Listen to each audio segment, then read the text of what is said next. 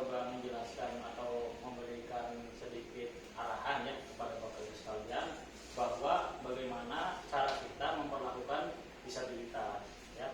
Jadi lebih baik di sini ya ketika Bapak Ibu menemui seorang disabilitas, perlakukanlah mereka sama seperti orang biasa atau seperti orang lain pada umumnya.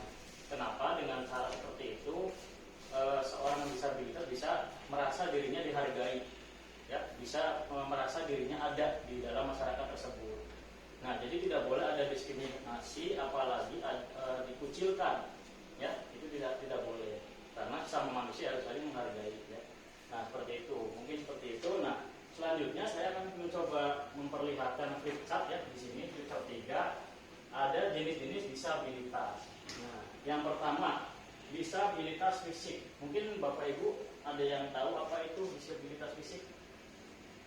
Ada tidak? Ya itu anggota badannya kurang. Nah, jadi betul sekali ya Pak Rizal. Di sini disabilitas fisik yaitu seorang yang mempunyai keterbatasan fisik, entah itu lengannya terpotong ataupun kakinya, itu ya. Nah, mungkin seperti itu. Oke, Bapak Ibu kita lanjutkan ya. Tadi sudah sampai ke disabilitas fisik. Nah, selanjutnya kita lihat disabilitas netra. Bapak Ibu ada yang tahu disabilitas netra? Tidak bisa melihat. Tidak bisa melihat. Ada lagi?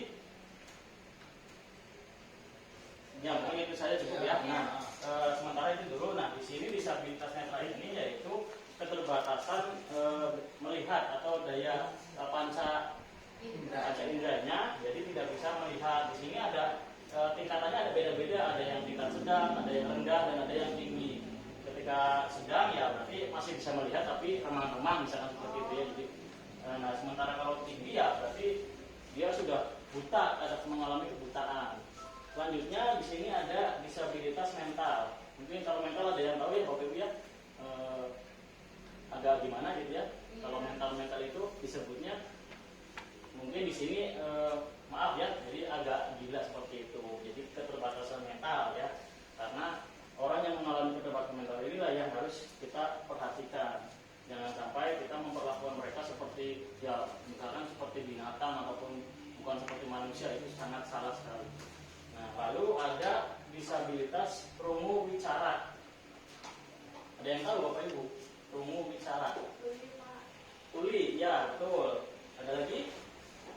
Nah, kalau rungu wicara, jadi dari dia keterbatasan pendengaran ya, atau cacat cara pendengarannya. Dan jadi ketika seseorang mengalami keterbatasan pendengaran akan berakibat ke cara bicaranya, jadi tidak akan nyambung ketika ngobrol.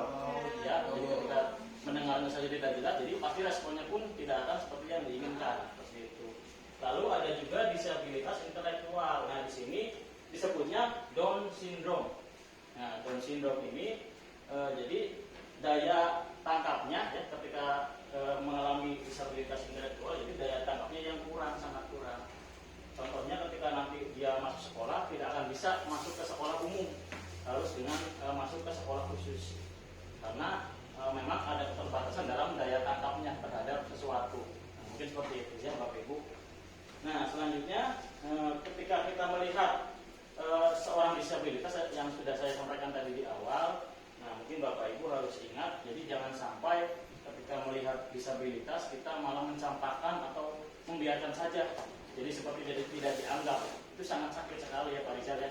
Nah, mungkin yang harus kita lakukan adalah kita coba untuk membuat dia merasa ada, mendukung dia, menyemangati dia supaya dia tetap bisa berkreasi atau menjalankan hidupnya lebih semangat lagi. Mungkin seperti itu. Nah, mungkin dari saya seperti itu ya Bapak Ibu. Nanti akan dilanjutkan lagi oleh fasilitator lainnya. Terima kasih. Ya, sama.